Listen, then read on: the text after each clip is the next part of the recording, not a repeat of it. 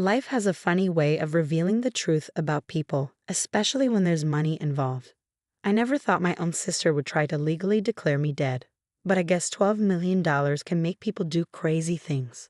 I'm Emma Chen, 29 years old, and until 6 months ago, I thought I knew everything about my life. I was raised by my mom, Lisa Chen, after my father supposedly abandoned us before I was born. My half-sister, Rachel, came along when Mom remarried Jack Wilson when I was 4. We grew up in a modest home in Boston, and while we weren't poor, Mom always emphasized the importance of education and hard work. What none of us knew was that my biological father, David Thompson, had been searching for us for years. Mom had disappeared while pregnant with me, thinking she was protecting us from what she believed was his controlling family. The truth, as I would later learn, was far more complicated. But let me start with the day everything changed. I'd spent the last 5 years building my photography career, traveling to remote corners of the world capturing images for National Geographic and other major publications. My latest assignment took me to the Himalayan mountains, documenting traditional villages that were adapting to climate change. It was challenging work.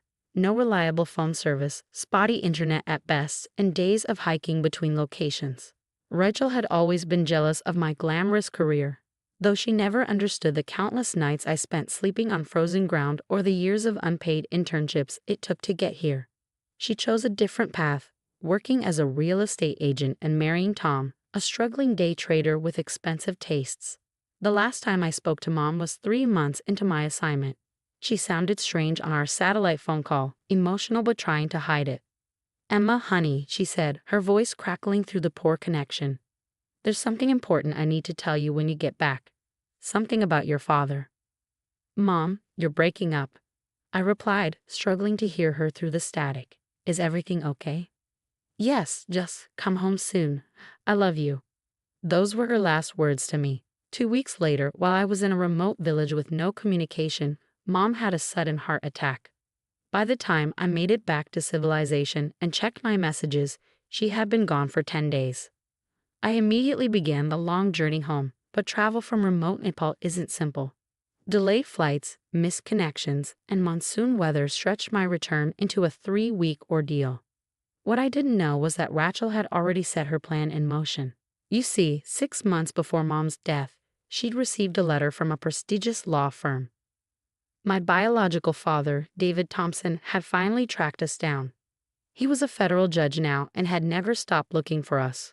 More importantly, he'd recently been diagnosed with terminal cancer and wanted to make things right. He'd set up a trust fund for me, $12 million, plus properties in 3 states. Mom had been processing this information, trying to figure out how to tell me the truth about my father when she passed away. Rachel found the letter while going through Mom's papers. And that's when she saw her opportunity. While I was desperately trying to get home, Rachel was convincing everyone that I had died in a hiking accident in Nepal. She used her real estate connections to create false documentation, took advantage of the language barrier and poor communication with local authorities, and even held a memorial service with an empty casket.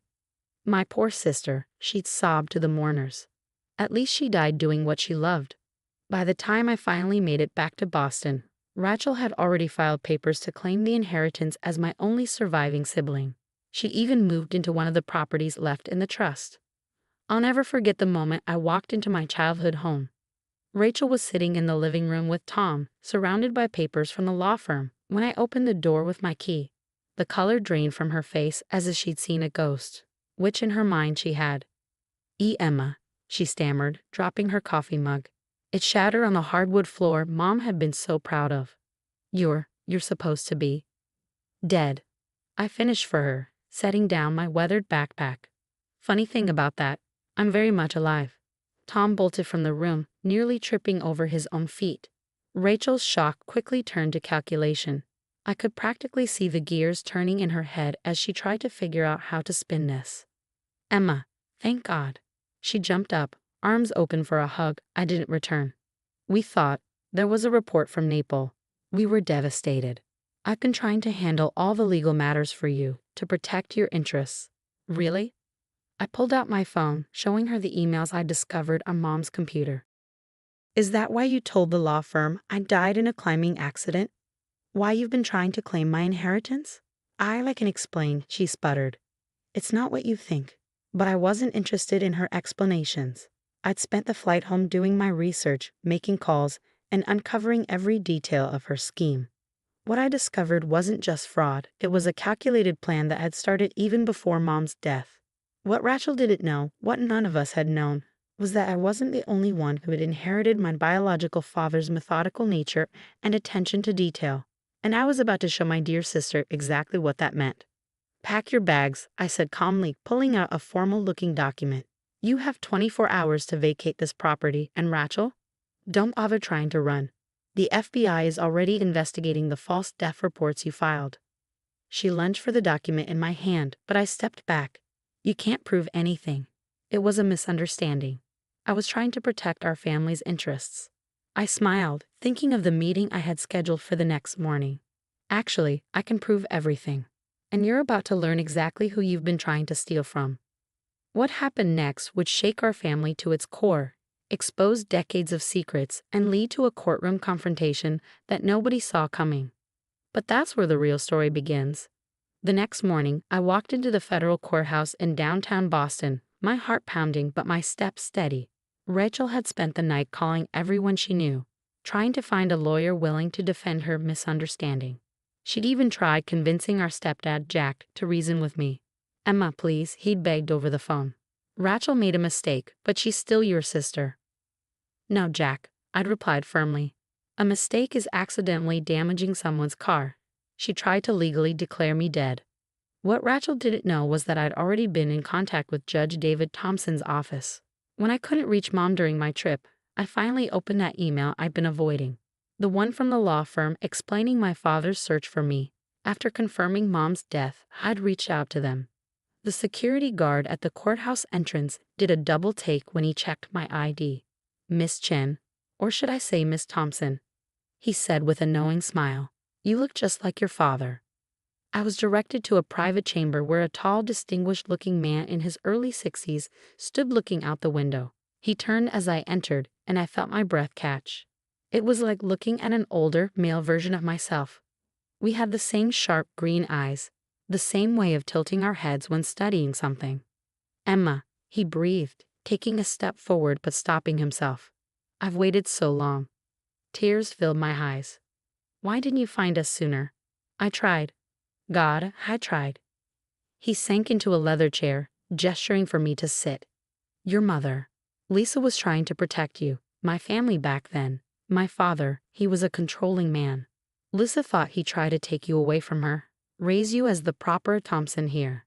She didn't know he was dying, that things were about to change. For the next hour, he filled in the gaps of my history. How he'd hired private investigators, how he'd finally reformed his family's old money attitudes as he rose through the legal ranks, how finding that first photo of me in National Geographic had given him hope. When I got sick, he continued, I knew I had to move faster. The inheritance was never about the money. It was about giving you the security I should have provided all along. A knock at the door interrupted us. Judge Thompson. They're ready. He squeezed my hand. Ready to face your sister. I nodded. More than ready. The courtroom was packed. News of a federal judge's long-lost daughter and attempted inheritance fraud had spread quickly. Rachel sat at the defendant's table, wearing her most modest black dress, clearly going for a grieving sister image. Her expensive lawyer whispered urgently in her ear. Then my father took the bench and everything changed. Rachel's face went from practiced sorrow to shock as she looked between Judge Thompson and me, finally seeing the obvious resemblance. Her lawyer's whispers became more frantic. This emergency hearing will address the fraudulent death declaration of Emma Chen, also known as Emma Thompson, and the attempted theft of her inheritance through false documentation. My father began, his voice carrying the weight of decades on the bench. Rachel's lawyer stood. Your Honor, we request you recuse yourself due to obvious conflict of interest. Already arranged, my father replied calmly. Judge Martinez will be here momentarily to proceed. I simply wanted to be present for this opening statement. He turned to Rachel, who seemed to shrink under his gaze. Ms. Wilson, when you attempted to have your sister declared dead, did you ever wonder why a federal judge would leave such a substantial inheritance to a photographer he never met? Rachel's carefully constructed facade cracked. I didn't. No, you didn't think, he continued. You saw an opportunity and took it, never questioning why I would track down your sister after 29 years. Never wondering why we have the same eyes, the same expressions. Never considering that I tried to steal from her. You were attempting to defraud a federal judge's daughter. The courtroom erupted in whispers. Rachel's lawyer looked like he wanted to disappear. Judge Martinez arrived and the real proceedings began. The evidence was overwhelming. Rachel had forged documents, bribed officials in Nepal, and even created fake death certificates. She'd planned it all while Mom was still alive, waiting for an opportunity. But the biggest shock came when Tom, Rachel's husband, took the stand. She started planning it months ago, he testified, avoiding Rachel's murderous glare. When she found out about Emma's real father being Judge Thompson, she became obsessed. Said it wasn't fair that Emma got everything just for being born to the right father. She even suggested we should adopt Emma's future share of Mom's estate since dead people can't inherit. I watched my sister crumble as her husband betrayed her, as her schemes were exposed one by one. The woman who'd once been my childhood playmate, who borrowed my clothes and shared my secrets, was revealed as a stranger. The judge's verdict was swift and severe. Rachel was facing criminal charges for fraud, forgery, and filing false reports. She'd have to repay all the money she'd spent from the properties she'd illegally occupied. Her real estate license was suspended pending further investigation. But it was our stepfather's words in the hallway afterward that truly ended things. Your mother, Jack said, tears in his eyes. She wanted to tell you about Judge Thompson for years. She was so proud of you, Emma. Rachel, she knew that. She knew and still chose to do this. I can't defend her anymore. Rachel was led away in handcuffs, sobbing not from remorse, but from being caught. As she passed me, she hissed, You think you're better than me now? With your fancy real father and millions? I looked at my sister, really looked at her, and felt only pity. I was never competing with you, Rachel. You were the only one keeping score. The aftermath changed everything. Judge Thompson, Dad, and I began the slow process of building a relationship. He retired from the bench to focus on his health and making up for lost time. The treatments were working better than expected, giving us precious months to connect. I kept my photography career but established a foundation in Mom's name, providing scholarships for young photographers from underprivileged backgrounds. One of Dad's properties became a gallery showcasing their work. Rachel was sentenced to 5 years in prison for her crimes. Tom filed for divorce and cooperated with authorities in exchange for leniency. Jack visits her sometimes, but our family will never be the same. Last week, I found an old photo album in Mom's things. There was a picture of Rachel and me as kids, grinning with ice cream-covered faces, genuinely happy in each other's company. I thought about showing it to her during visiting hours, but decided against it. Some things, once broken, can't be fixed. But other things, like my newfound relationship with my father, prove that it's never too late for a new beginning. Dad and I often sit in his study, sharing stories and making up for lost time. You know, he said recently, your mother was right to be worried about my family back then. But she was wrong about one thing. Running away didn't prevent you from becoming a Thompson. You've got our spirit, our sense of justice. I smiled, thinking of the long road that led us here. Maybe sometimes you have to lose everything to find out who you really are. And who am I? I'm Emma Chin Thompson, daughter of a mother who protected me and a father who never stopped searching.